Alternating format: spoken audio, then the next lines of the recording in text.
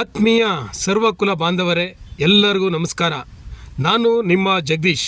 ಇಂದಿನ ವಿಚಾರಗಳನ್ನು ತಮಗೆ ಪರಿಚಯ ಮಾಡುತ್ತೀನಿ, ಬನ್ನಿ ಬಂಧುಗಳೇ. ನಾವು ಇದನ್ನ ಸಂವಿಧಾನ ಶಿಲ್ಪಿ ಡಾಕ್ಟರ್ ಬಾಬಾ ಸಾಹೇಬ್ ಅಂಬೇಡ್ಕರ್ ಅವರ ಪುತ್ಥಳಿ ಕೊಳ್ಳೇಗಾಲದಲ್ಲಿದ್ದೇವೆ. ನನಗೆ ತುಂಬಾ ಸಂತೋಷ ಆಯಿತು.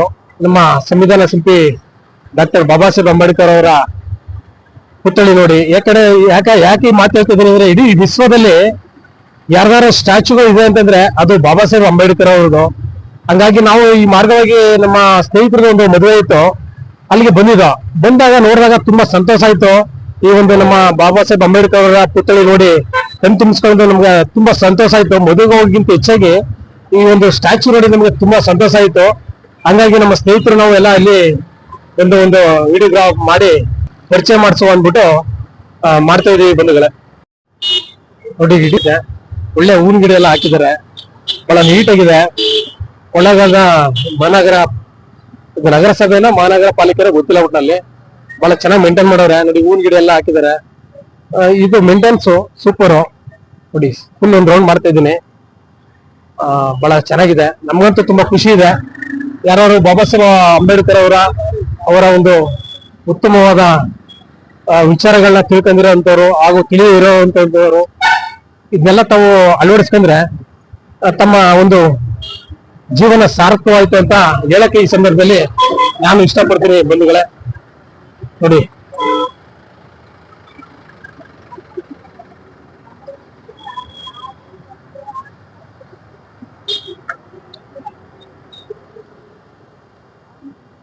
ಹಾಗೇನೆ ತಮಗೆ ಈ ರಸ್ತೆಗಳು ಯಾವ್ಯಾವ ದಿಕ್ಕೆ ನಾವು ಹೋಗ್ಬೋದು ಅನ್ನೋದನ್ನ ತಮಗೆ ಪರಿಚಯ ಮಾಡ್ತೀನಿ ನೋಡಿ. ಬಾಬಾ ಸಾಹೇಬ್ ಅಂಬೇಡ್ಕರ್ ಅವರ ಪುತ್ಥಳಿ ಮುಂದೆ ಇದ್ದೇವೆ. ಹಿಂಗೆ ಸ್ಟ್ರೈಟ್ ಹೋದ್ರೆ ಇದು ಬೆಂಗಳೂರು ಕಡೆ ಹೋಗುತ್ತೆ. ಹಿಂಗೇನೆ ಬಾಬಾ ಸಾಹೇಬ್ ಅಂಬೇಡ್ಕರ್ ಸ್ಟ್ಯಾಚ್ಯೂ ಇಂದ ರೈಟ್ ಹೋದ್ರೆ ಮಲೆ ಮಹದೇಶ್ವರನ ಬೆಟ್ಟಕ್ಕೆ ಹೋಗುತ್ತೆ. ಈ ರಸ್ತೆ ಇದೆ ನೋಡಿ, ಅದನ್ನು ತೋರಿಸ್ತಾ ಇದ್ದೀನಿ ನಿಮ್ಗೆ. ನೋಡಿ, ಮತ್ತೆ ಹಿಂಗೇನೆ ಲೆಫ್ಟ್ ಸೈಡ್ ಅಲ್ಲಿ ಕೊಳ್ಳೇಗಾಲ ಸಿಟಿಗೆ ಹೋಗುತ್ತೆ. ಈ ಕಡೆ ಹೋದ್ರೆ ಏನಾದ್ರೂ ಇಲ್ಲಿ ಸರ್ಕಲ್ ರೌಂಡ್ ಮಾಡ್ಲೇಬೇಕು.